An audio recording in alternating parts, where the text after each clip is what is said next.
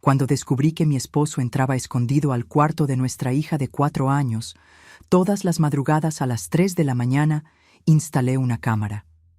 Lo que vi me hizo llorar, pero no por los motivos que ustedes imaginan. Hola, mis queridos. Qué alegría estar aquí con ustedes una vez más. Mi nombre es Ivonne, pero todos me llaman Doña Nena. Tengo 72 años y vivo aquí en Aguascalientes, tierra de gente buena y café de olla caliente.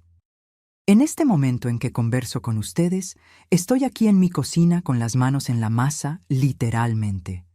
Acabo de bajar del fuego la tercera olla de leche para hacer mi queso fresco casero, de esa manera artesanal como mi mamá me enseñó cuando era pequeña. El olor de leche fresca hirviendo invade toda la casa y ya tengo 6 moldes esperando en la mesa para poner la cuajada. Hago queso todas las semanas para vender en el tianguis del sábado aquí en el barrio y también para los vecinos que ya saben que el miércoles es día de queso fresco en casa de Doña Nena. Comencé a hacer estos quesos hace unos 5 años, cuando me jubilé de la escuela donde trabajé como cocinera por 32 años. Al principio era solo para la familia, pero luego las comadres comenzaron a pedir, los vecinos probaron y cuando me di cuenta ya tenía una clientela fija. No es un negocio grande, mis queridos, pero me da una alegría enorme poder seguir activa haciendo algo con las manos. Y el dinero que entra ayuda con los gastos y los mimos para los nietos, ¿verdad? Tengo 3 nietecitos que son la luz de mis ojos. Pedrito de 6 años, Julia de 4 y Mauricio de 2. Les encanta venir aquí a buscar quesito caliente con mermelada de naranja, que también hago, ¿saben? Mirando estas ollas humeantes y sintiendo este olor rico, me pongo a pensar en todo lo que pasé en la vida. Tengo una historia para contarles hoy que me conmueve mucho hasta el día de hoy. Es sobre mi esposo, Osvaldo, ya fallecido hace 3 años, que Dios lo tenga, y sobre nuestra hija Beatriz, que hoy es una mujer de 28 años, casada y madre de mis nietos. Pero cuando esta historia sucedió, ella era una niñita de apenas 4 años, y yo pasé por el mayor susto y la mayor lección de mi vida. Antes de continuar, quiero hacerles un pedidito especial a ustedes que me están viendo ahora. ¿Está bien? Si les está gustando estar aquí conmigo, ayúdenme apretando ese botoncito de suscribirse ahí abajo y no olviden la campanita para no perderse ninguna historia nueva. ¿Y saben qué más me gustaría saber? ¿De qué ciudad me están viendo? ¿Y a qué hora del día encontraron este video de Doña Nena? ¿Será que es tempranito en la mañana tomando su café? ¿O por la tarde después del trabajo? ¿O quizás en la noche antes de dormir? Leo todos los comentarios, cada uno de ellos, y me pone tan contenta saber de dónde son y cuándo se toman un tiempito para escuchar las historias de esta abuelita. Cuéntenme ahí en los comentarios. Vamos a hacer una cadena linda de cariño. Bueno, volviendo entonces, la historia que voy a contarles sucedió hace 24 años, allá en 2001. Yo tenía 48 años en esa época, Osvaldo tenía 50, y nuestra Beatriz era una traviesa linda de 4 añitos, llena de energía. Vivíamos en una casita sencilla aquí mismo en Aguascalientes, en un barrio tranquilo. Yo pensaba que tenía un matrimonio feliz, un esposo bueno, una hija saludable. Pero entonces comencé a notar unas cosas extrañas que me dejaron con el corazón apretado de una manera que nunca había sentido antes. Y lo que descubrí cambió completamente la forma en que veía al hombre con quien compartía la cama desde hacía 25 años. Pero no de la manera que ustedes están imaginando, mis queridos. No de la manera que ustedes están imaginando. Yo nací aquí mismo en Aguascalientes en 1953. En una época bien diferente a la de hoy, mis queridos. Mi papá se llamaba Arturo. Era arriero de esos que llevaban carga de mercancía entre las rancherías de la región. Un hombre grande, fuerte, de pocas palabras, pero de corazón enorme.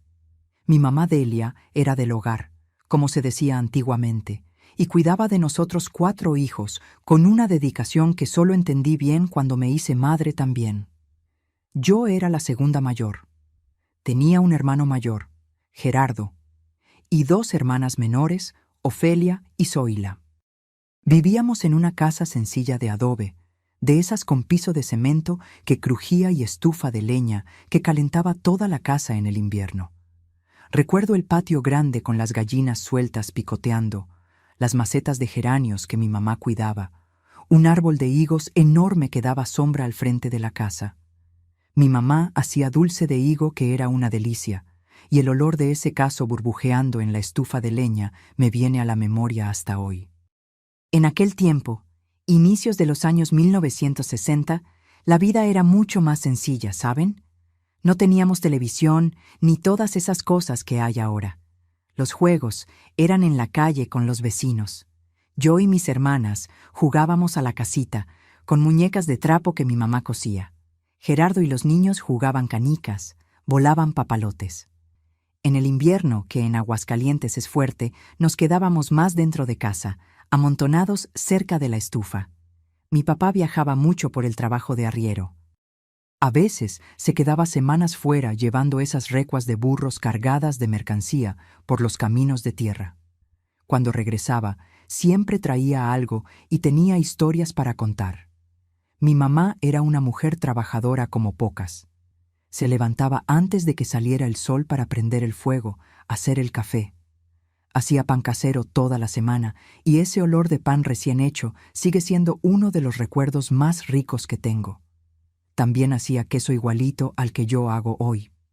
Fue con ella que aprendí ese arte. Yo comencé a ayudar a mi mamá en las tareas de la casa bien temprano, como a los 7 u 8 años. Aprendí a lavar ropa en el lavadero, a planchar con esas planchas pesadas de fierro, a cocinar las cosas más sencillas. También ayudaba a cuidar a mis hermanas menores. Así era en esa época. Las niñas aprendían desde pequeñas. En la escuela, yo era una alumna más o menos. Me gustaban más las clases de manualidades, donde la maestra nos enseñaba a bordar, coser, hacer tejido. Estudié hasta completar la primaria. También estaba la iglesia, que era muy importante en nuestra vida. Todos los domingos la familia iba a misa. Mi mamá era muy devota de la Virgen de Guadalupe. Recuerdo también el invierno fuerte de Aguascalientes, con ese frío que cortaba, a veces helando de madrugada. Tomábamos café de olla caliente para calentarnos por dentro. En el invierno también había el guisado de carne seca que mi mamá hacía, bien condimentado con chile, que era una delicia. Pero no todo era fiesta y alegría, mis queridos.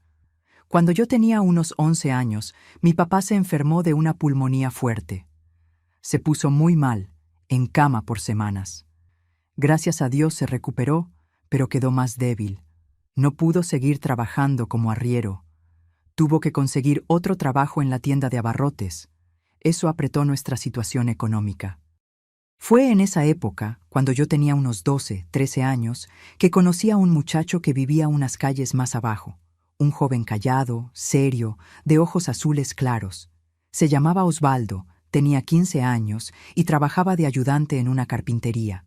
Nadie podía imaginar que ese muchacho callado vendría a ser mi esposo, el papá de mi hija y el centro de la historia más extraña y conmovedora que viviría muchos años después. El noviazgo con Osvaldo comenzó despacio, de la manera en que eran las cosas antiguamente. Nos veíamos en la iglesia los domingos. Él comenzó a pasar frente a mi casa con más frecuencia.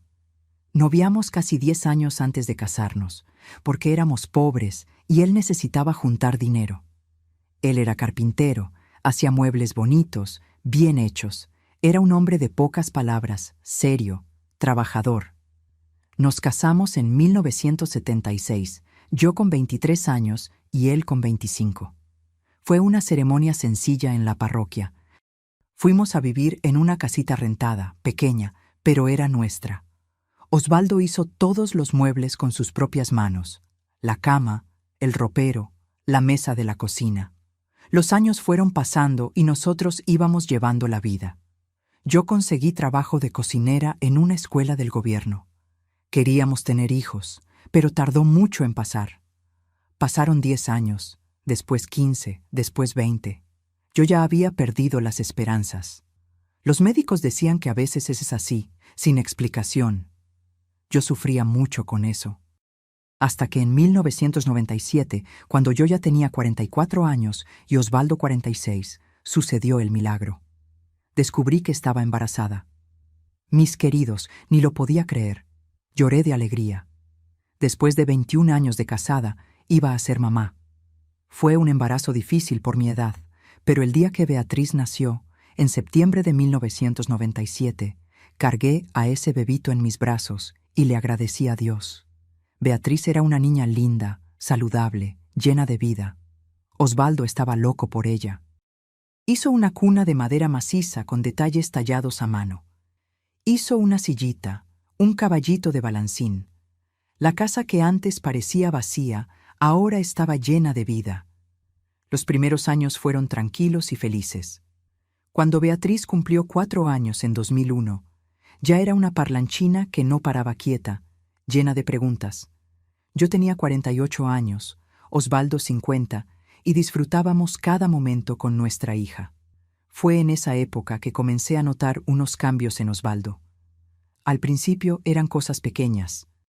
Estaba más cansado, con ojeras profundas, como si no durmiera bien. Le preguntaba si todo estaba bien, y él decía que era solo cansancio del trabajo. Pero yo conocía a mi marido desde hacía más de 30 años y sabía cuando algo no estaba bien. Una noche, me desperté a mitad de la madrugada y noté que él no estaba en la cama. Miré el reloj. 3:15 de la mañana. ¿Dónde estaba a esa hora? Fui a buscar y vi una rendija de luz viniendo del cuarto de Beatriz. La puerta estaba cerrada, pero había luz prendida ahí dentro.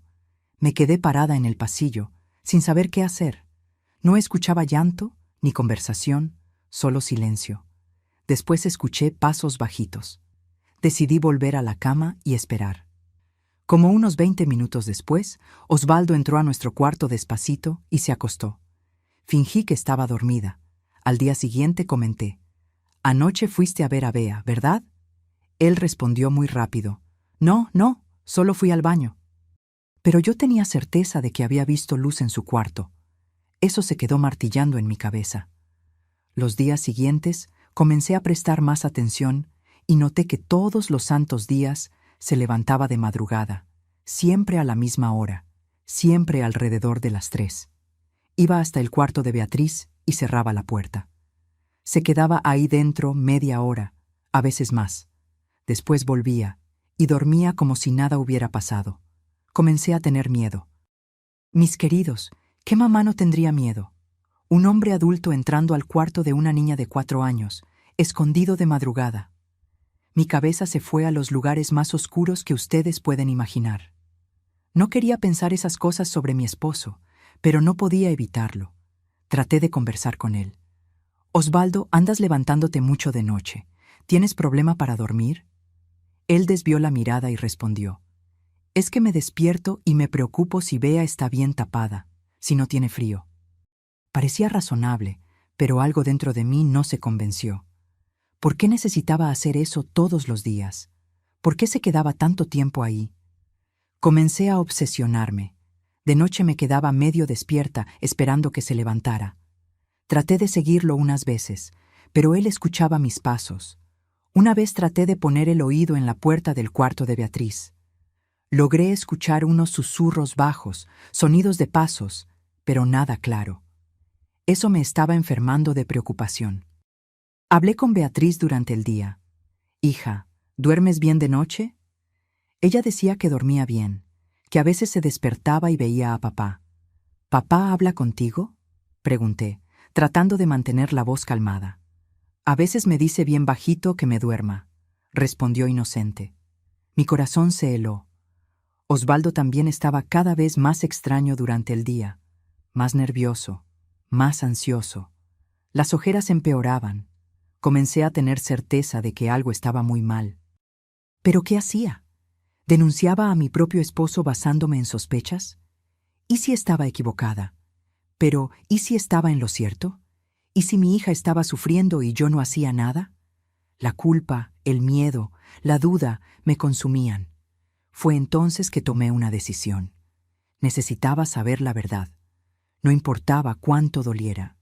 Necesitaba ver con mis propios ojos lo que pasaba en ese cuarto de madrugada. Iba a poner una cámara escondida en el cuarto de nuestra hija. Pasé una semana entera pensando en cómo hacer eso. No era fácil en los años 2000 conseguir esas cosas, pero yo sabía que existían cámaras de seguridad, de esas que los comerciantes usaban. Fui a una tienda de equipos electrónicos en el centro de Aguascalientes, lejos de nuestro barrio, donde nadie me conocía. Le dije al vendedor que quería una cámara pequeña para vigilar la casa, que estaban robando en la vecindad. Era mentira, pero necesitaba una excusa. El hombre me mostró una cámara del tamaño de una cajita de cerillos que quedaba escondida dentro de un despertador falso. Era perfecta. Esta graba en cinta VHS pequeña que queda dentro del despertador. La señora solo necesita cambiar la cinta y verla después. Costó casi un sueldo mío completo, pero yo tenía unos ahorros guardados. Aquello era una emergencia. Compré también 3 cintas vírgenes. Las manos me temblaban tanto cuando saqué el dinero que casi tiro todo al suelo. El vendedor me enseñó a usarla. Anoté todo en un papelito. Salí de la tienda con el corazón latiendo tan fuerte que lo sentía en el cuello. De regreso a casa, lloré dentro del camión. Al día siguiente, cuando Osvaldo salió a trabajar y Beatriz estaba en la escuelita, instalé el despertador cámara encima de la cómoda de su cuarto. Las manos me temblaban tanto que necesité parar varias veces para respirar hondo. Acomodé unos peluches al frente, un osito rosa que Beatriz adoraba, una jirafa de tela. Apunté la lente hacia la cama. Probé el ángulo. Se veía bien toda la cama y la puerta. Perfecto. Puse una cinta nueva, ajusté el horario para empezar a grabar a medianoche, apreté el botoncito rojo. Vi la lucecita verde prenderse. Listo, estaba hecho. Esa noche fue una de las más largas de mi vida. Me acosté en la cama al lado de Osvaldo, tratando de parecer normal, pero mi corazón latía tan fuerte que tenía certeza de que él lo iba a escuchar. Fingí que dormía. Me acosté de lado, respirando despacio. Pero cada músculo estaba tenso. Me quedé con los ojos cerrados esperando. A las 3 de la mañana en punto, lo sentí moverse. El colchón se hundió cuando se levantó con cuidado. Escuché sus pasos descalzos en el piso de loseta. Abrí los ojos solo una rendijita. Vi cuando salió del cuarto vestido de pijama. Esperé unos minutitos contando hasta 100. Después me levanté despacito. Fui hasta la puerta de nuestro cuarto y miré por el pasillo oscuro. La puerta del cuarto de Beatriz estaba cerrada, pero se veía una rendija de luz amarilla por abajo. Mi estómago se revolvió. Volví a la cama, pero no podía quedarme quieta. Me levanté de nuevo, fui a la cocina, tomé agua directo de la llave, miré el reloj. 3:20. Él todavía estaba ahí dentro. Volví al pasillo. Pegué el oído a la puerta. Podía escuchar pasos bajos, un crujido del piso. Nada más. Fueron 45 minutos de angustia hasta que él salió y volvió a nuestra cama. Se acostó, suspiró hondo y en pocos minutos ya estaba roncando bajito. ¿Cómo podía dormir tan tranquilo? Yo me quedé despierta hasta que aclaró el día, contando los minutos para poder ver esa cinta. En la mañana, apenas ellos salieron, cerré la puerta con llave. Cerré todas las cortinas. Corrí al cuarto de Beatriz. Las manos me temblaban tanto que casi tiro el despertador. Saqué la cinta de adentro, la llevé a la sala, la puse en la videocasetera, me senté en el sofá, agarré un rosario en la mano, recé un Ave María, respiré hondo, apreté play. La imagen apareció. Era en blanco y negro, medio granulada, pero se veía. Beatriz dormida en su camita, toda enrolladita en el cobertor rosa. El cuarto oscuro y silencioso. Adelanté la cinta rápido hasta llegar cerca de las 3. Mi dedo estaba sudando en el botón del control remoto. Cuando el reloj marcó 02:59, solté el botón, clavé los ojos en la pantalla. 03:0. La puerta se abrió. Osvaldo entró despacio, cerró la puerta detrás de él con cuidado. Se quedó parado ahí unos segundos, mirando a Beatriz dormida. Entonces comenzó a hacer la cosa más extraña. Fue hasta la ventana, agarró el seguro de metal y lo forzó para arriba y para abajo. 1 vez, 2 veces, 3 veces. como si estuviera probando si estaba bien cerrada. Después miró las persianas de aluminio, movió cada una de ellas. Fue a la otra ventana del cuarto e hizo exactamente lo mismo. Yo estaba pegada a la pantalla, sin entender nada. ¿Qué estaba haciendo? Eso no parecía que estaba checando seguridad. Después miró debajo de la cama de Beatriz. Se agachó todo, puso la cabeza en el piso, miró para un lado, para el otro, como si estuviera buscando a alguien escondido. Se levantó y fue al closet pequeño. Abrió las puertas, miró adentro, movió la ropita colgada, miró detrás de ella. Cerró las puertas y se quedó parado en medio del cuarto, los hombros tensos. Pausé la cinta, me levanté del sofá, fui a la cocina y bebí un vaso de agua completo. Mi cabeza estaba girando. Aquello no era lo que esperaba. Él no la estaba tocando de forma equivocada. Pero entonces, ¿qué era aquello? Volví al sofá y apreté play de nuevo. Osvaldo estaba haciendo otra cosa. Sacó algo pequeño del bolsillo del pijama, se acercó a la cama. Se inclinó sobre ella, despacito. Mi corazón se detuvo. Puso el objeto pequeño bien cerca de su carita, bien cerca de la nariz. Se quedó así unos segundos, después se alejó. Miró el objeto en su mano y sus hombros se relajaron. Regresé la cinta y la vi de nuevo. Esta vez presté más atención. Cuando se alejó y miró, logré ver mejor. Brillaba un poco. Parecía un espejito, un espejo de bolsillo. Estaba poniendo el espejo cerca de la nariz de Beatriz y después miraba. Me levanté de un salto. Corrí al baño y agarré mi espejito. Lo puse cerca de mi boca y respiré. Se empañó. Claro, el vapor de la respiración empaña el espejo. Estaba probando si Beatriz estaba respirando. Estaba checando si estaba viva. Un frío recorrió todo mi cuerpo. Mis rodillas se pusieron débiles. Me senté pesado en el sofá. ¿Qué estaba pasando ahí? ¿Por qué necesitaba checar si nuestra hija estaba respirando? Seguí viendo. Después de verificar la respiración con el espejo, Osvaldo lo guardó de vuelta en el bolsillo. Acomodó el cobertor alrededor de Beatriz con un cuidado inmenso. Pasó la mano por su cabello con cariño. Después hizo algo que me partió el corazón. Se sentó en el piso al lado de la cama. Se sentó ahí en el piso frío de loseta, abrazó sus propias rodillas y se quedó así, inmóvil, mirando hacia la puerta del cuarto, como un guardia, como un soldado vigilando. Vi sus hombros comenzar a temblar. Estaba llorando, llorando en silencio. Subí el volumen al máximo. Podía escuchar sollozos bajos y susurros. No voy a dejar que pase de nuevo, susurraba. No voy a dejar que te lleven, te lo prometo. No voy a dejar que pase de nuevo. Lo repitió varias veces como una oración. No voy a dejar que pase de nuevo. Las palabras salían entre sollozos. Yo podía ver las lágrimas bajando por su cara. Me quedé más de una hora viendo. Vi cuando finalmente se levantó del piso, después de casi 40 minutos sentado ahí. Las piernas le costaban trabajo. Caminó hasta Beatriz. Pasó el espejo cerca de su nariz de nuevo. Cuando vio que el espejo se empañó, cerró los ojos aliviado. Acomodó el cobertor. Besó su frente bien despacito. Después salió del cuarto. Apagué la videocasetera y me quedé ahí sentada por no sé cuánto tiempo. La casa estaba en silencio total. Estaba tratando de procesar lo que acababa de ver. Mi esposo no estaba lastimando a nuestra hija. Gracias a Dios, no. Pero tampoco estaba bien. Muy lejos de estar bien. Ese comportamiento era de alguien obsesionado, traumatizado, asustado. Checaba las ventanas como si realmente esperara que alguien fuera a entrar.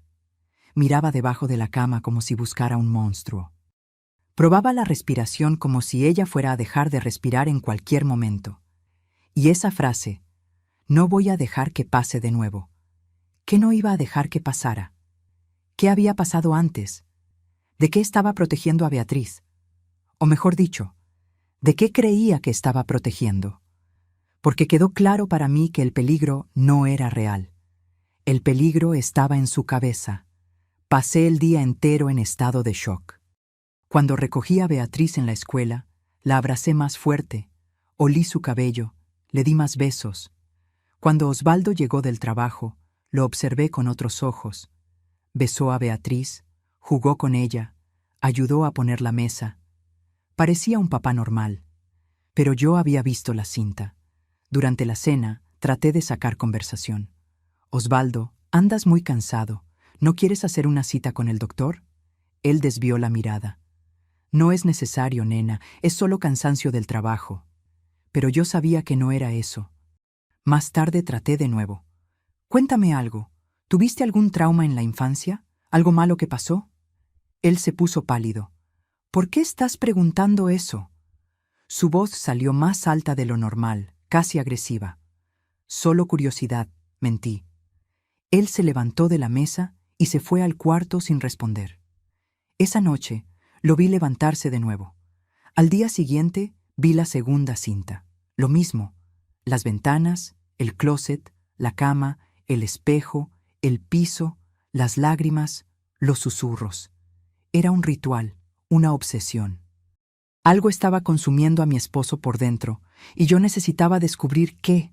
Fueron 3 semanas viendo esas cintas todas las mañanas, 21 días seguidos viendo a mi esposo repetir ese ritual enfermizo. Las mismas ventanas checadas 3 veces, el mismo closet, la misma cama, el mismo espejito, el mismo piso frío donde se sentaba a llorar, las mismas palabras. No voy a dejar que pase de nuevo. Guardé todas las cintas en una caja que escondí al fondo del ropero. 3 semanas tratando de sacarle alguna palabra sobre lo que estaba pasando, y él cerrándose cada vez más, poniéndose más irritado, más defensivo. Osvaldo estaba adelgazando, la ropa comenzaba a quedarle floja, más pálido, la piel medio amarillenta, las ojeras parecían 2 hoyos profundos en la cara. Casi no comía. De noche trabajaba hasta tarde. Vigilaba a Beatriz de madrugada y cuando finalmente dormía, no descansaba. Yo también estaba al límite. No podía dormir bien desde hacía semanas, no podía concentrarme en el trabajo. Las cocineras se dieron cuenta. «Doña Nena, ¿está bien? Tiene una cara de cansada». Decía que era solo gripe. La gota que derramó el vaso pasó un jueves de diciembre de 2001. 13 de diciembre. Beatriz se había despertado durante la noche llorando con fiebre alta. Le di medicina. Me quedé ahí al lado hasta que se calmó y se durmió de nuevo. Eran las 2 de la mañana. Volví a nuestro cuarto y me acosté, pero me quedé despierta. Cuando dieron las 3 en punto, Osvaldo se levantó, como siempre, como un robot programado. Fue directo al cuarto de Beatriz. Esperé algunos minutos. Mi cabeza estaba tan cansada que apenas podía pensar bien, pero algo dentro de mí dijo, «Ahora, ve ahora». Me levanté de la cama, no traté de esconderme.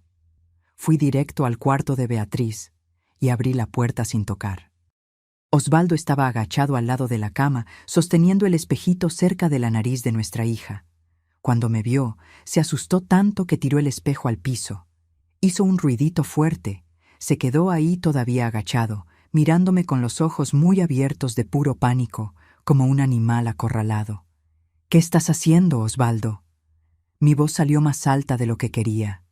«¿Qué estás haciendo con nuestra hija de madrugada?» Él se levantó rápido, medio tambaleándose. Recogió el espejito del piso con las manos temblando, trató de esconderlo en el bolsillo. «Solo vine a ver si estaba bien. Dijiste que tenía fiebre más temprano». «Mentira».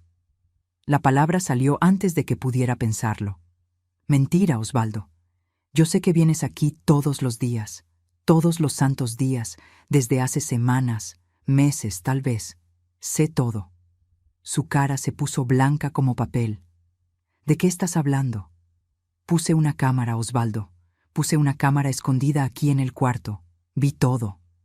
Te vi probando las ventanas, mirando debajo de la cama, usando ese espejo. Te vi llorando en el piso. Te escuché diciendo que no vas a dejar que pase de nuevo». Las palabras salieron todas de una vez. No podía aguantar más. Él se quedó en silencio mirándome. Vi las lágrimas comenzar a formarse en sus ojos, la barbilla temblando. Su cuerpo entero comenzó a temblar. ¿Me filmaste? Tenía miedo. Mi voz se quebró.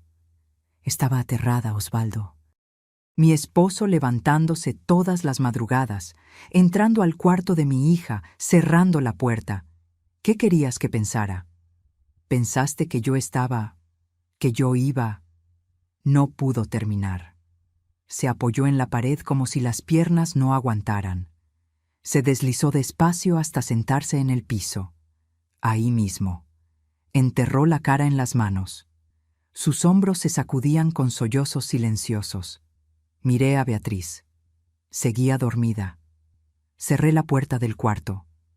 Después me arrodillé frente a Osvaldo ahí en el piso. Agarré sus muñecas con fuerza y alejé las manos de su cara. Osvaldo, mírame. Él levantó los ojos. Estaban rojos, hinchados, mojados.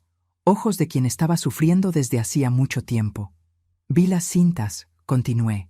Sé que no le estás haciendo daño, pero no estás bien, mi amor. Estás enfermo, necesitas ayuda. Cuéntame qué está pasando, por favor. Él negó con la cabeza, trató de soltarse, pero yo lo agarré más fuerte. No vas a entender. Entonces, hazme entender. Mi voz salió casi en un grito susurrado. Llevamos casados 25 años, Osvaldo. 25 años. ¿Y no confías en mí? ¿No puedes contarme lo que te está destruyendo por dentro? Tengo miedo. Su voz salió ronca, quebrada. Tengo miedo todo el tiempo, nena. No puedo dejar de pensar que algo va a pasarle, que va a dejar de respirar mientras duerme, que alguien va a entrar por la ventana, que voy a despertar en la mañana y ella va a estar... No pudo continuar. Comenzó a llorar más fuerte. ¿Por qué, Osvaldo? Yo también estaba llorando. ¿Por qué tienes ese miedo? ¿De dónde viene eso? ¿Te pasó algo a ti? ¿A alguien de tu familia? Me miró por un largo momento. Vi una batalla pasando dentro de él, las ganas de hablar peleándose con algo que lo detenía. Miedo, vergüenza, culpa, dolor. Entonces cerró los ojos apretado y negó con la cabeza. No puedo, nena. No puedo hablar de eso. Sentí mi corazón partirse. Había llegado tan cerca. Osvaldo, necesitas ayuda profesional. Necesitas hablar con un doctor, con un psicólogo. No. Se levantó de repente.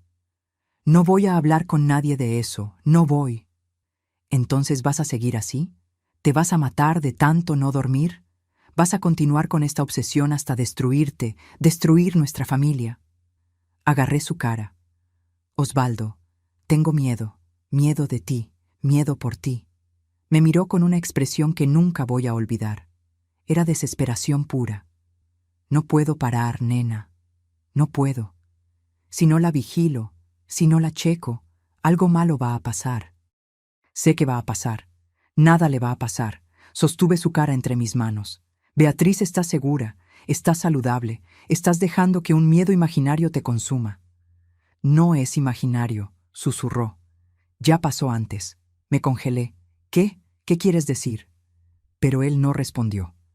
Apartó mis manos, se levantó y salió del cuarto. Escuché la puerta del frente abrirse y cerrarse. Corrí hasta la ventana de la sala. Eran las 4 de la mañana, todavía oscuro. Vi a Osvaldo saliendo a la calle todavía en pijama, caminando rápido por la calle vacía. Me quedé ahí parada, temblando, sin saber qué hacer. Volví al cuarto de Beatriz. Seguía dormida. Me senté en la sillita, al lado de su cama, agarré su manita caliente. Me quedé ahí mientras las lágrimas bajaban por mi cara. Ya pasó antes. Las palabras hacían eco en mi cabeza. ¿Qué había pasado? ¿Con quién? ¿Cuándo? ¿Por qué guardaba ese secreto tan profundo? Osvaldo regresó 1 hora después, empapado. Había comenzado a llover. Entró en silencio. Fue directo al baño. Escuché la regadera. Cuando salió, ya estaba amaneciendo. Se vistió, agarró su lonchera y se fue al trabajo sin decir una palabra, sin mirarme. Yo no fui a trabajar ese día. Llamé a la escuela diciendo que estaba enferma. No estaba mintiendo. Beatriz se despertó como a las 7, todavía con fiebre, pero mejor. Le di más medicina, hice avena, pasé el día entero cuidándola y pensando. Ya pasó antes. ¿Había pasado qué? ¿Algún niño había muerto de forma súbita y él se sentía culpable? Pensé en llamar a su mamá a Guadalajara, pero no pude. Todavía no. Cuando Osvaldo volvió del trabajo esa noche, no pude mirarlo a los ojos. Cenamos en silencio. Beatriz notó la tensión. ¿Por qué no están hablando? ¿Pelearon? No, hija, mentí. Mamá solo está cansada. Pero era más que cansancio. Era una fractura. Algo se había roto entre nosotros esa madrugada. Después de acostar a Beatriz, nos quedamos sentados en la sala. Yo de un lado, él del otro. La televisión prendida mostrando algo que ninguno de los dos estaba viendo. El silencio entre nosotros era tan denso. Fue cuando dije, sin mirarlo, no voy a rendirme contigo. Voy a descubrir qué te está lastimando y vamos a arreglarlo juntos. Él se quedó en silencio por tanto tiempo. Entonces, con la voz más triste que había escuchado, dijo, ¿y si no tiene arreglo, nena? ¿Y si ya es muy tarde? ¿Y si ya estoy muy roto? Nadie está tan roto, respondí, pero mi voz no sonó tan convencida, porque por primera vez estaba empezando a preguntarme si tenía arreglo, si el peso que Osvaldo cargaba no era demasiado grande, y esa posibilidad me aterraba más que cualquier cosa. Pasaron 2 días más de silencio pesado en casa, 2 días que parecieron 2 años. Osvaldo seguía levantándose de madrugada, seguía haciendo su ritual. Yo sabía porque ya no podía dormir bien. Me quedaba ahí acostada, escuchándolo salir de la cama, escuchando sus pasos en el pasillo. Regresaba de la carpintería cada día más delgado, más pálido. Yo tampoco estaba bien. Estaba considerando seriamente llamar a su mamá en Guadalajara, aunque supiera que él podría no perdonarme nunca. Fue el sábado en la mañana que todo cambió. Beatriz se había ido a pasar el día a casa de mi hermana Ofelia. Osvaldo había ido a abrir la carpintería por unas horas. Yo estaba sola en casa haciendo limpieza. Estaba lavando el baño cuando escuché la puerta del frente abrirse. Miré el reloj, 10:30 de la mañana, muy temprano. Fui a la sala. Osvaldo estaba ahí parado en medio de la sala, sosteniendo un portarretratos viejo que nunca había visto. El marco era de madera oscura, antigua, empolvada. Él no me miró. Estaba mirando la foto en el portarretratos con una expresión en la cara que me hizo apretar el corazón. Dolor. Puro dolor. Osvaldo. Mi voz salió baja. Regresaste temprano. ¿Pasó algo? Finalmente levantó los ojos y me miró. Vi que estaba llorando, lágrimas silenciosas bajando. Siéntate aquí, nena. Su voz estaba calmada, pero yo veía que era forzada. Necesito contarte algo. Ya debí haberte contado hace mucho tiempo, 25 años atrás. Sentí mis piernas ponerse débiles. Era eso. Finalmente iba a contar. Me senté en el sofá despacito. Él se sentó a mi lado, sosteniendo ese portarretratos. Anoche no pude dormir, comenzó. Me quedé acostado pensando en todo lo que dijiste, y me di cuenta de que tienes razón. No puedo seguir cargando esto solo. Ya lo cargué demasiado tiempo. Volteó el portarretratos hacia mí.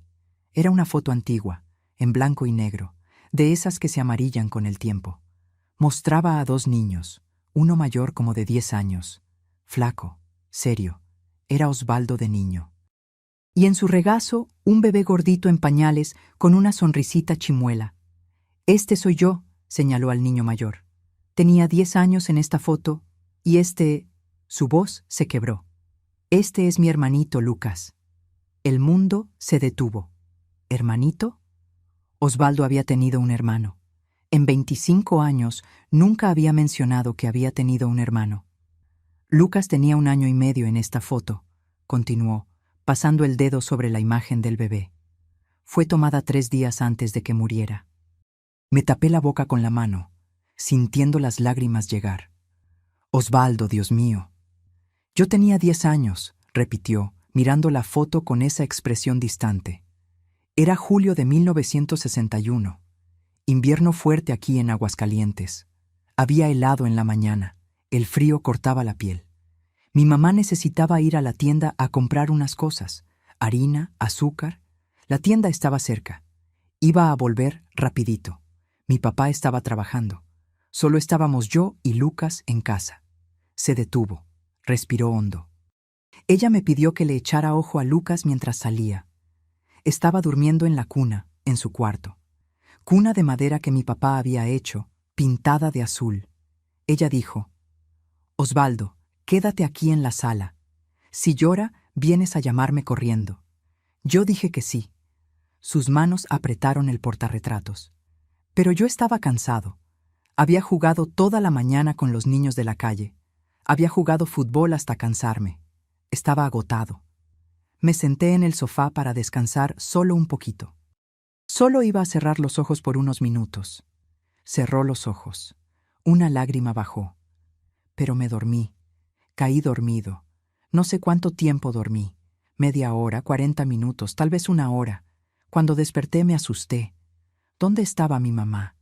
La casa estaba silenciosa, muy silenciosa. No había llanto de bebé, nada. Su voz comenzó a temblar más. Fui al cuarto despacio. Lucas todavía estaba en la cuna. Pensé que estaba dormido. Estaba acostadito, boca arriba, con su pijamita azul. Quietecito, muy quietecito. Lo llamé. «Lucas, Luquitas», nada. Me acerqué más, toqué su manita. Se detuvo, tragó saliva. Estaba fría. Agarró mi brazo, apretando fuerte. Comencé a gritar. Grité tanto que quedé ronco. Lo sacudí. Traté de despertarlo. Grité por mi mamá. Los vecinos escucharon, vinieron corriendo. Cuando la señora María vio a Lucas, se puso pálida. Mandó a alguien a buscar a mi mamá. Mandó a otro a buscar a mi papá. Mandó al otro a buscar al doctor. Osvaldo. Yo estaba llorando. Mi mamá llegó corriendo.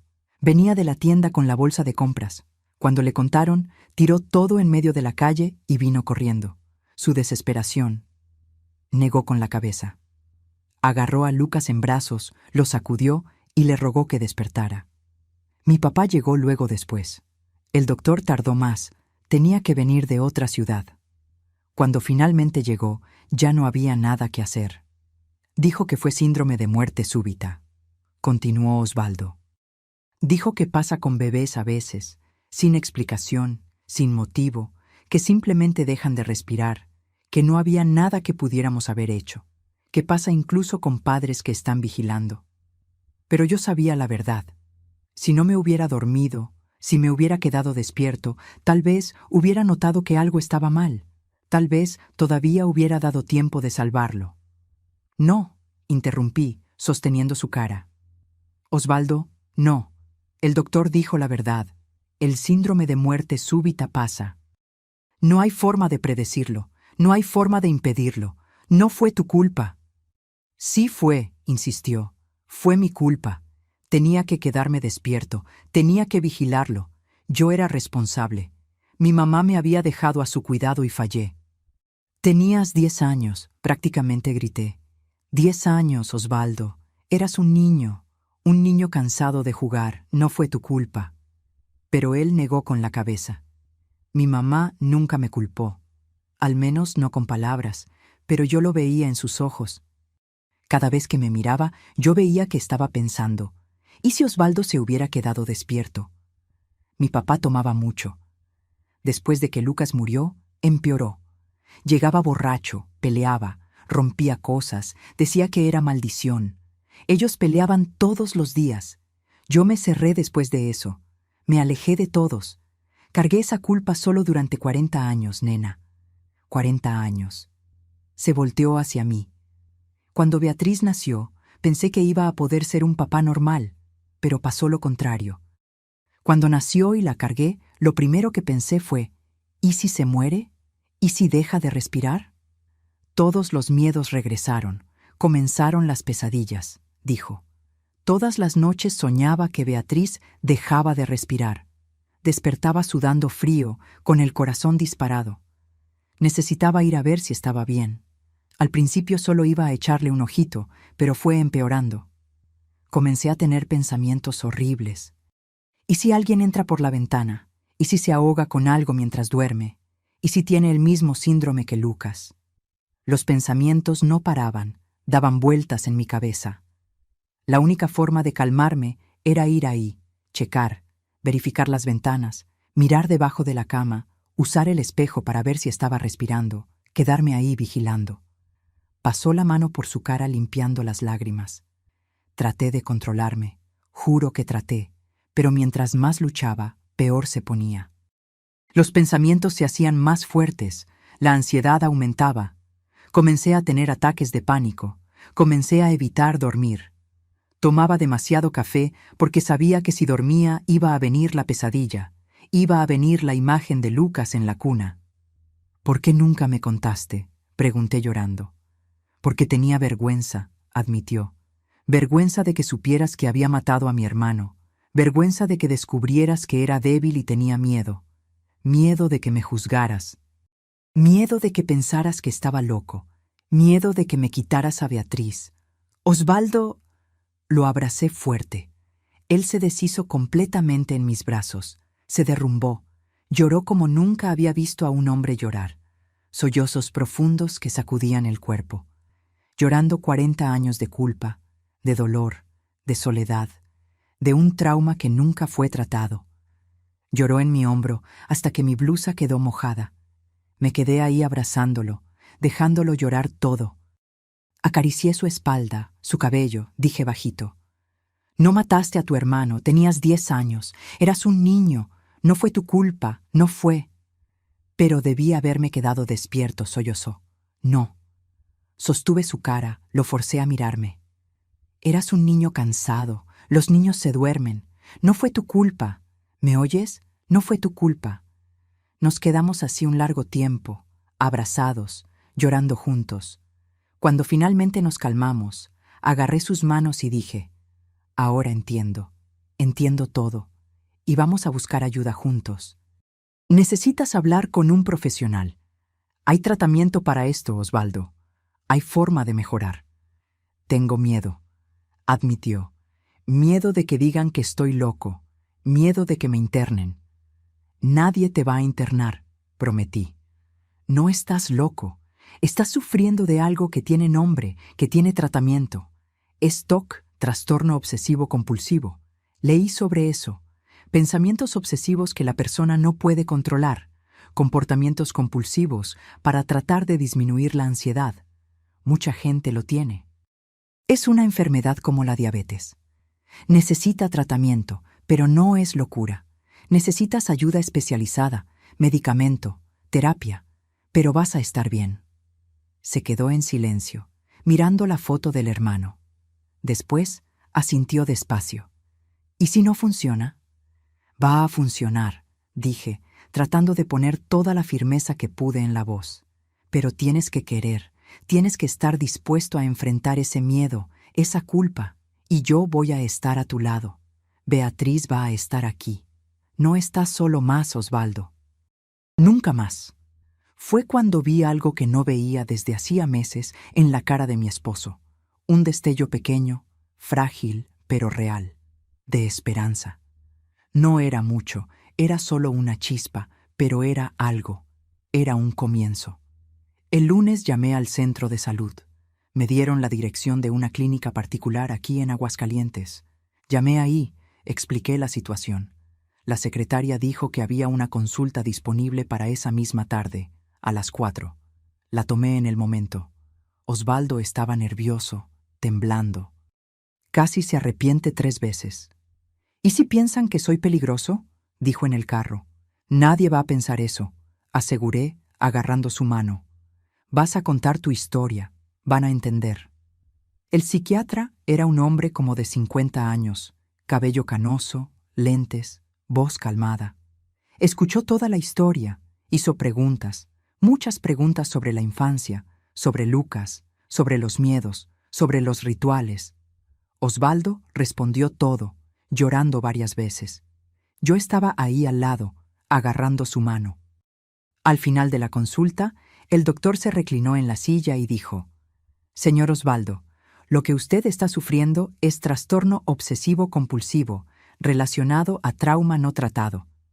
Es una condición seria, pero es tratable. Voy a recetar un medicamento que va a ayudar a disminuir la ansiedad y los pensamientos obsesivos. Y voy a referirlo a terapia con una psicóloga que trabaja conmigo. Ella es especialista en trauma y TOC». El alivio en la cara de Osvaldo fue visible. «¿Entonces no estoy loco?» «No, señor. Usted no está loco. Está enfermo, y las enfermedades se tratan». Comenzamos el tratamiento esa misma semana. No fue fácil, no fue rápido. Los primeros meses fueron durísimos. El medicamento tardó como 6 semanas en comenzar a hacer efecto. Mientras tanto, Osvaldo tenía crisis terribles, tenía recaídas, tenía noches en que se levantaba 5, 6 veces a checar a Beatriz. La terapia también era difícil. La psicóloga, la doctora Marisa, lo hacía hablar sobre Lucas, sobre ese día, sobre la culpa. Salía de las sesiones agotado, a veces no quería volver. «No está funcionando», decía. Pero yo no lo dejaba rendirse. Hubo una crisis fea en marzo de 2002. Beatriz se enfermó de gripa, con fiebre, y Osvaldo entró en pánico total. Pasó toda la noche al lado de su cama. Tuve que llamar a la psicóloga de emergencia. Fue muy difícil. Pensé que no íbamos a lograrlo. Pero lo logramos. Lentamente, muy lentamente, comenzó a mejorar. Después de 6 meses de tratamiento, logró pasar una noche entera sin levantarse a checar a Beatriz. Era una mañana de julio de 2002. Amaneció. Abrí los ojos y él todavía estaba ahí acostado a mi lado. No se había levantado ni una vez. Cuando despertó y se dio cuenta, quedó en shock. Yo no me levanté. Negué con la cabeza sonriendo. «Dormiste toda la noche», confirmé. Se quedó en silencio, procesando. Después comenzó a llorar, pero esta vez no era de desesperación. Era de alivio, de esperanza, de victoria. Un año después, en diciembre de 2002, estaba mucho mejor. Todavía tenía los miedos. La psicóloga dijo que siempre los iba a tener, pero aprendió técnicas para controlarlos. Aprendió a reconocer cuándo era la ansiedad hablando y no una amenaza real. Aprendió a cuestionar los pensamientos obsesivos. Aprendió ejercicios de respiración. Todavía checaba a Beatriz antes de dormir, pero ahora era una checada normal de papá. Le daba un besito, acomodaba el cobertor, cerraba la puerta y se iba a dormir. No se quedaba media hora haciendo ritual. No necesitaba probar las ventanas 3 veces. No necesitaba más el espejo.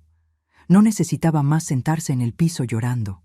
Y en 2003, 2 años después de comenzar el tratamiento, pasó algo importante. Osvaldo finalmente tuvo valor de llamar a su mamá. Programó un almuerzo aquí en casa. Su mamá vino de Guadalajara, ya viejita, el cabello todo blanco, y por primera vez en 42 años conversaron de verdad sobre Lucas. Los dejé solos en la sala. Me quedé en la cocina, pero podía escuchar fragmentos. Su mamá lloró mucho. Dijo que había fallado con Osvaldo, que estaba tan consumida por su propio dolor que no se dio cuenta de que el hijo también estaba sufriendo, que nunca, en ningún momento culpó a Osvaldo. «Mijo», la escuché decir, «yo nunca te culpé. Nunca. Eras un niño que también perdió a su hermanito. Debí haberte abrazado, consolado, pero yo estaba sufriendo demasiado. Estaba cegada de dolor. Perdóname por no haberte cuidado mejor». Lloraron juntos, abrazados, y algo dentro de Osvaldo se sanó ese día. No todo. El trauma profundo no sana completamente, pero algo, un pedazo, lo suficiente para que pudiera respirar más ligero, para que pudiera comenzar a perdonarse. Miro ahora a mi cocina llena de moldes de queso enfriándose y pienso en todo lo que pasamos. Han pasado 24 años desde ese diciembre difícil de 2001. Casi un cuarto de siglo, y miren hasta dónde llegamos. Osvaldo vivió 21 años más después de comenzar el tratamiento. Fueron años buenos, mis queridos. No perfectos, pero fueron años de paz, de alegría, de familia. Nunca quedó completamente libre del TOC. El psiquiatra siempre fue claro sobre eso. Era una condición que necesitaba ser manejada, no curada. Pero aprendió a vivir con eso. Aprendió a no dejar que controlara su vida. Tomó el medicamento fielmente todos los días por 20 años. Fue a terapia religiosamente. Siguió haciendo muebles lindos hasta los 65 años, cuando se jubiló. Su carpintería aquí en Aguascalientes se hizo conocida.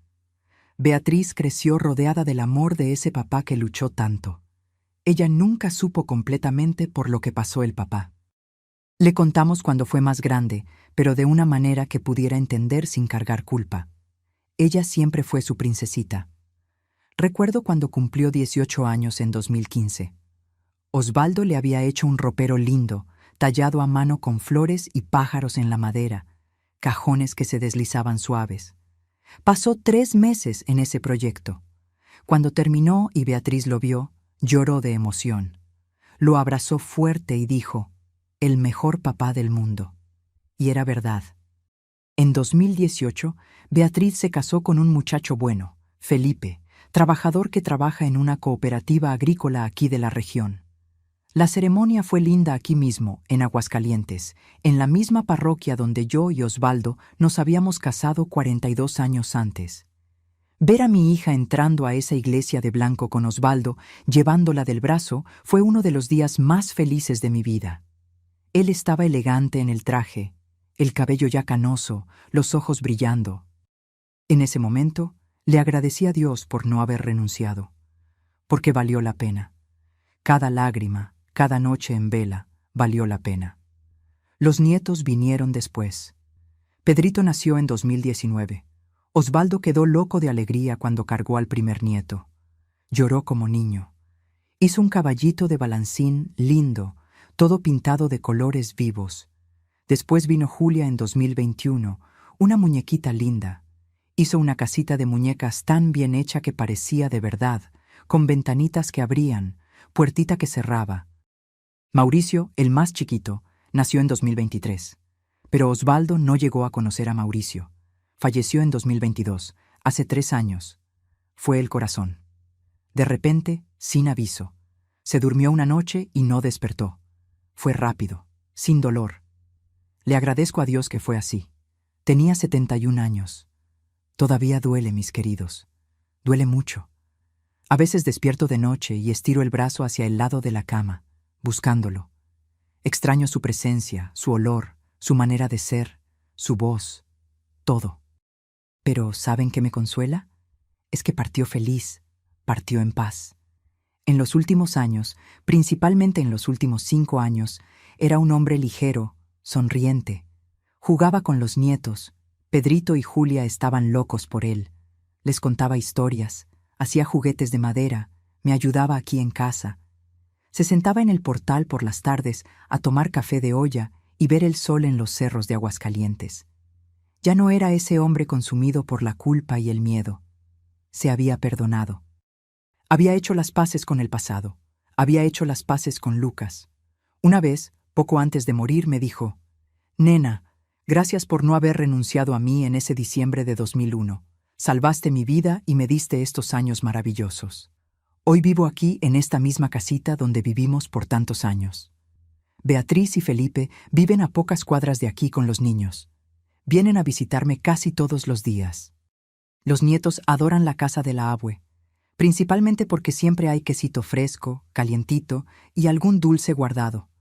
Pedrito, que ahora tiene 6 años, a veces me ayuda a voltear los moldes de queso. Se pone de puntitas para alcanzar la mesa, concentrado. Julia, de 4 años, le gusta mover la cuajada con la cuchara de palo grande.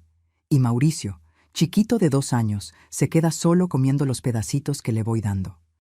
Además de hacer queso para vender en el tianguis los sábados, también participo del grupo de señoras de la iglesia. Nos reunimos todos los miércoles por la tarde para hacer tapetes de tejido y platicar sobre la vida. Es bueno tener esa convivencia, esa amistad con mujeres de mi edad. Ya no soy tan joven. 72 años es edad ya. Y a veces el cuerpo duele, las manos se ponen duras por la artritis, las piernas se hinchan. Pero mientras Dios me dé salud y fuerza, voy a seguir activa, haciendo mi queso, cuidando a mis nietos, viviendo. De noche, antes de dormir, tengo un ritualito. Agarro la foto de Osvaldo que está en mi mesita de noche. Es una foto linda de cuando tenía como 60 años, ya canoso, pero todavía fuerte, sonriendo a la cámara con esa sonrisa tranquila. Miro esa sonrisa y pienso en todo lo que enfrentamos juntos. El miedo, la desconfianza, la cámara escondida, las lágrimas, la revelación de Lucas, el tratamiento, las recaídas, la victoria y el amor. El amor que superó todo. Porque al final de cuentas, mis queridos, fue el amor el que ganó. Fue el amor el que me hizo quedarme cuando podría haberme ido. El amor que me hizo luchar por él cuando era más fácil rendirme. El amor que lo hizo buscar ayuda aunque estaba aterrado. El amor que construyó una familia fuerte encima de un trauma que podría haber destruido todo.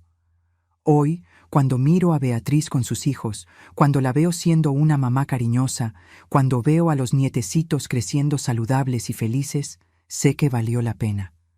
Cada lágrima, cada noche en vela, cada momento de desesperación, cada sesión de terapia, cada pastilla tomada. Nosotros logramos. Yo y Osvaldo logramos transformar una historia que comenzó con trauma en una historia de sanación, de superación, de victoria, de amor. Muchas gracias por haber escuchado esta historia tan dolorosa, pero tan importante de mi corazón. Sé que fue pesado, sé que tal vez tocó heridas de algunos de ustedes, pero necesitaba contarla. Necesitaba compartirla. Porque si hay alguien ahí que está pasando por algo parecido, si hay alguien que convive con una persona que sufre de TOC, de ansiedad, de algún trauma no tratado, quiero decirles, no se rindan. Es difícil, es cansado, es doloroso, pero hay tratamiento, hay esperanza, hay sanación. Sí, aunque sea una sanación que necesite mantenimiento para siempre.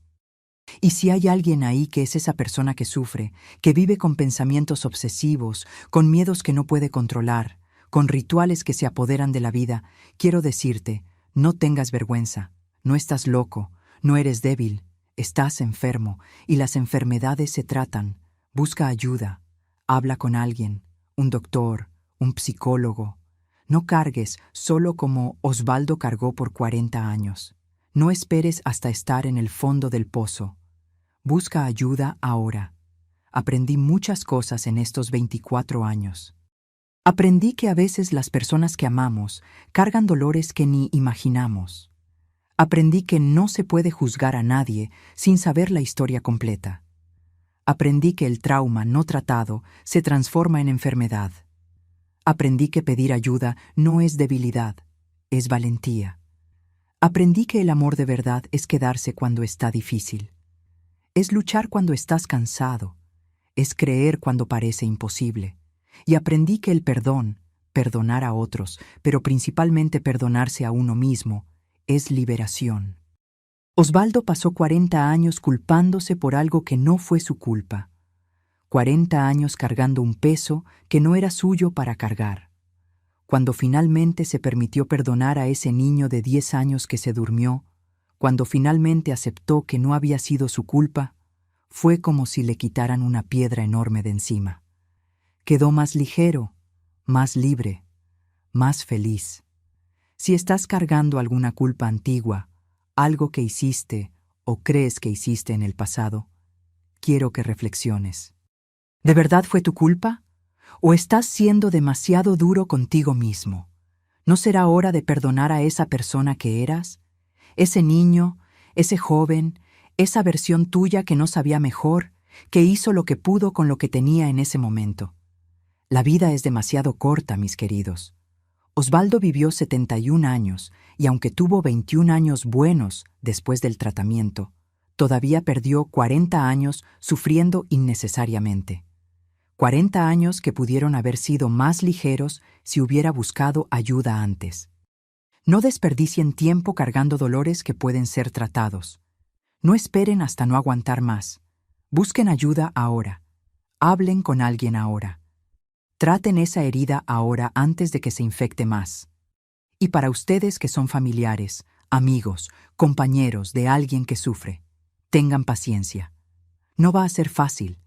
Va a haber días en que van a querer rendirse, pero continúen. No dejen que la persona se rinda. Estén ahí, porque su presencia, su apoyo, su amor hace toda la diferencia. Yo lo sé porque fui yo quien se quedó. Y si me hubiera rendido en ese diciembre de 2001, Osvaldo no hubiera tenido esos 21 años maravillosos. No hubiera conocido a los nietos. No se hubiera sanado. Antes de terminar, quiero hacerles un último pedido. Si esta historia tocó su corazón, si de alguna forma los ayudó, los inspiró o los hizo reflexionar, ayúdenme a esparcir este mensaje. Aprieten ese botón de suscribirse bien fuerte ahí abajo. Activen la campanita para no perderse los próximos videos, porque cada suscriptor, cada visualización, cada compartida significa que este mensaje está llegando a más personas que necesitan escucharlo. Personas que están sufriendo en silencio, como Osvaldo sufrió. Personas que necesitan saber que hay esperanza. Y déjenme un comentario ahí abajo, pero no un comentario cualquiera. Quiero que escriban solo una palabra: esperanza. Si vieron hasta aquí, si escucharon toda mi historia, dejen esa palabra en los comentarios. Quiero ver cuántas personas realmente llegaron hasta el final.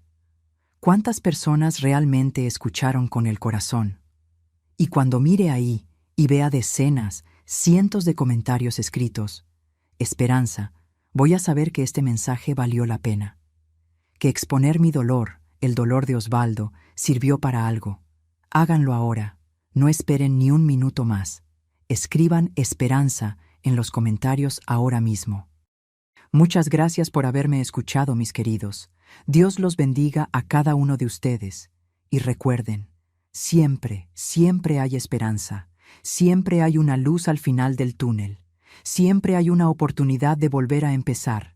Nunca se rindan, nunca. Hasta la próxima historia. Un beso en el corazón de cada uno. La abuenena siempre estará aquí para ustedes.